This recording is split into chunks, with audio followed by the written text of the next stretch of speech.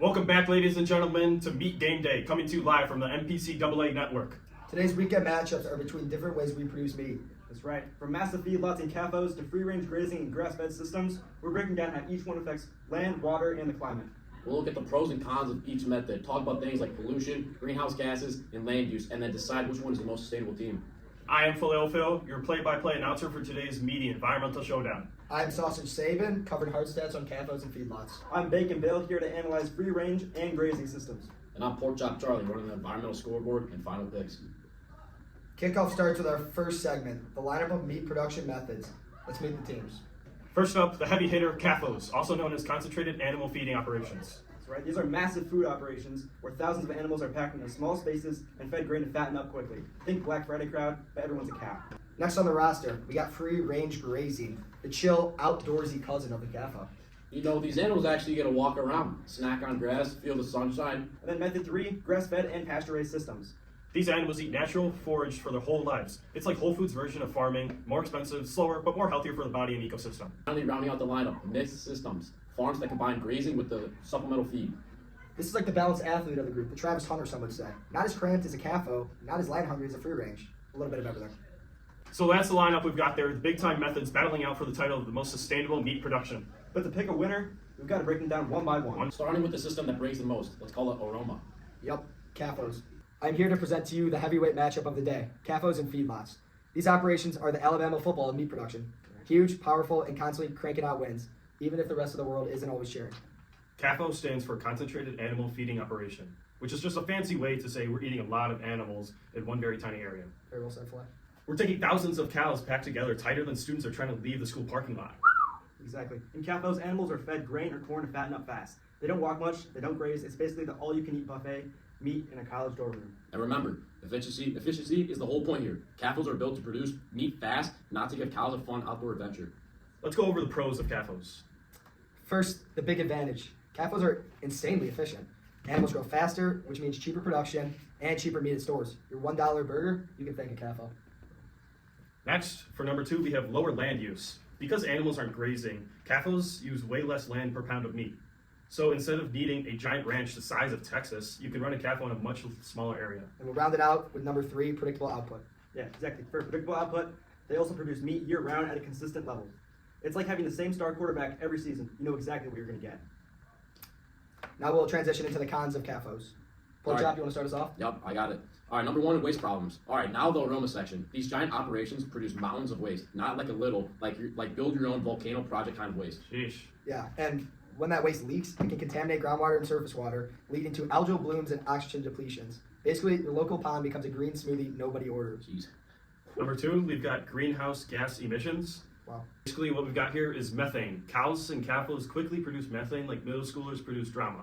A lot and very quickly. Yep. That's right, methane's the real killer. And in fact, methane traps 28 times more than the heat of CO2. And then nitrous oxide from manure, and suddenly CAFOs start looking like a greenhouse gas factory. Sounds like my wife. All right, number 3, we got antibiotics and hormones. To prevent disease in crowded conditions, CAFO animals often get antibiotics and growth hormones. This can contribute to antibiotic resistance, a major environmental and health concern. Yeah, you gotta watch out for those fish markets. Mm-hmm. All right, now we'll transition into feedlots. This is CAFO's star player. I'll start us off, guys. So feedlots are basically the varsity level CAFO. Animals are brought in for a final round of rapid weight gain before slaughter. Grain-based diets make them gain weight quickly here, but produce more acetic acid, which increases the risk of water contamination. That's true, but also it's speed over sustainability. Great for production numbers, but not so great for the environment. Yep. So a little wrap up here. So CAFOs and feedlots are efficient, cheap, and high output, but the environmental downsides are massive. Weight pollution, methane emissions, antibiotic use, it's a tough team to defend. Yeah, for sure. And that completes our CAFO breakdown. Coming up next, we're gonna head outdoors. Yep. Stay tuned for free range and grazing systems. The chill nature, loving underdogs. For $5, wait, that can't be right. Just confirm that that's the real price. BK, have it your way. Welcome back, folks.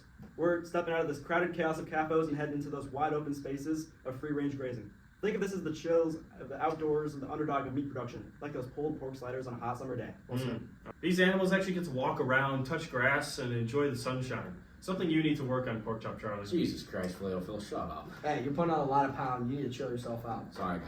Now we're going to cover the pros of free-range grazing. That's right. In free-range systems, animals can roam freely. They behave more naturally and definitely look a lot happier than the average sophomore on a Monday morning. Just because animals aren't crammed together, disease spreads less. This means farmers don't need to pump them full of antibiotics like CAFOs do. That's right. Next up for our third one, we have waste becomes fertilizer. Animal waste spreads across out on the pasture. Instead of giant manure lagoons, you can get natural fertilizer. It's good for soil, good for plants, bad for your wet sneakers. Number 4, we got ecosystem benefits. Grazing done right helps cycle nutrients, supports biodiversity, and keeps grasslands healthy. It's like environmental cross-training. You could use a little more cross-training. Yeah, okay, chill out there. Adding off that, we got lower chemical inputs. Less chemical feed, fewer additives, just grass, sunshine, and occasional cow attitude problems. Nothing much. On the defensive side of the ball, this team has a lot of cons for the program. Yeah, so I'll take the torch from you here. Here's the catch. Free range needs a shiitake mushroom amount of land. This team has a lot to butcher on. No pun intended. Yep, next up we have higher costs to consumers. More land obviously means more money. That's why free-range meat is often pricier. That's right. We also got some big overgrazing risks. If farmers don't rotate animals, overgrazing destroys vegetation, exposes the soil, and weakens the whole ecosystem. Just Yeah. terrible. And at number 4, we got desertification and dry regions. Take that overgrazing and put it into dry climate, and boom, you can turn grasslands into deserts faster than you can say APES FRQ. Wow. Last but not least, we have slower production time. Grass-fed and free-range animals grow slower. They're not on all-you-can-eat grain diets like CAFO cows.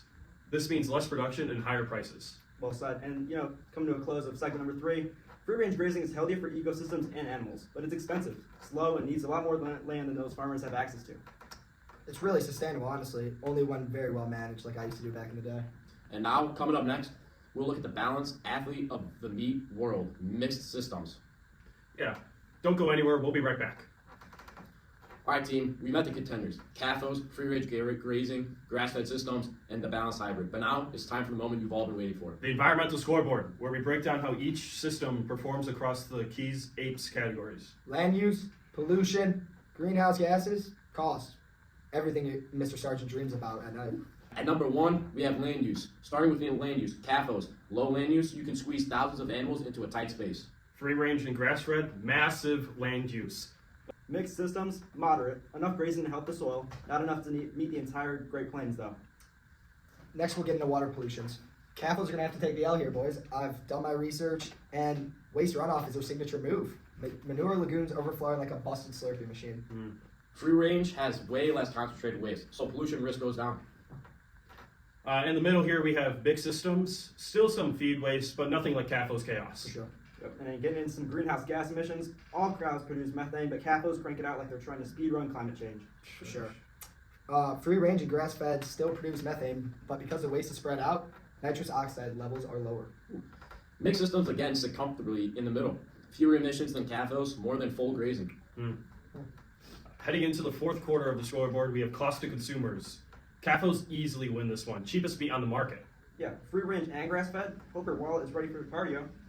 Mixed systems offer a moderate cost. Not dollar menu cheap, but not Whole Foods mortgage either. And at number 5, overall sustainability score. CAFOs, high efficiency, low sustainability. Great for output, but bad for the planet. They got to work on that. Free range. It's environmentally friendly when managed well, like I said, but when we got the case of you here, the land use and the cost hold it back for sure. Yeah, they need to up their coaching staff. Yep. For sure. Again, with grass fed, similar story. Natural systems win, but growth time and space requirements are rough. Not only that, in mixed systems, the most balanced across all categories. Not perfect, but the best two-way player in the league. The environment scoreboard shows no system is perfect, but each has its major strengths and drawbacks. Final picks are coming up next. Which meat production method takes the sustainability trophy? All right, folks, it's time for the grand finale. The moment where we each choose the meat production method we believe is the most sustainable. We've covered efficiency, we've covered pollution, greenhouse gases, land use, all 4, baby. Basically every way humans mess up with natural systems. Now we take that science, put it through our meat, and give our final fillet. That's right, let's eat this up! I've thought long and hard about this. I've looked at the rosters, I've looked at the coaching staffs and their matchups. Give me mixed systems. They balance feed efficiency with natural grazing, lower pollution than CAFOs, lower land use than full free range, and overall the best two-way player. sorry, Filet. I'm going to take the underdog here. I'm going to take rotational grazing Oh here. my. A version of free-range grazing where animals are moved between sections of pasture. It prevents overgrazing, improves soil health, reduces erosion, and increases biodiversity. When managed well, it's one of the most environmentally friendly systems out there. I'm gonna have to Yes, disagree with take that one as well. I'm going with grass-fed and pasture-raised, but with a big warning. I love their coaching staff. Kid's an absolute stud. When land management is sustainable, it's an absolute key player. I love that it uses natural diet, supports healthier ecosystems, and reduces chemical inputs. Again, it's slower and land-heavy, but it works with nature instead of against it. Boys. Not it. Yeah, sorry. For my pick, Rotational grazing, right? I'm gonna have to go with mixed systems, baby. Yeah! Mixed systems. Go on now. God damn it. I'm gonna side with the mixed systems because they reduce the intense pollution of CAFOs, avoid the massive land requirements of full grazing, and still maintain solid production levels. Balanced, efficient, and most importantly, scalable. Let's go. What are you Go. doing? Whoa! These guys, man.